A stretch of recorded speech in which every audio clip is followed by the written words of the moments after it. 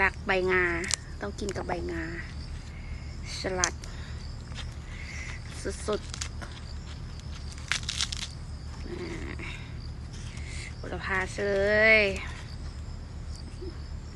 ยางแมนสุดจักส่วนเนาะบุสุดเต็มหมู่นี่ยัวมาเด้อพี่น้องมาเด้อแก้วใส่ซอส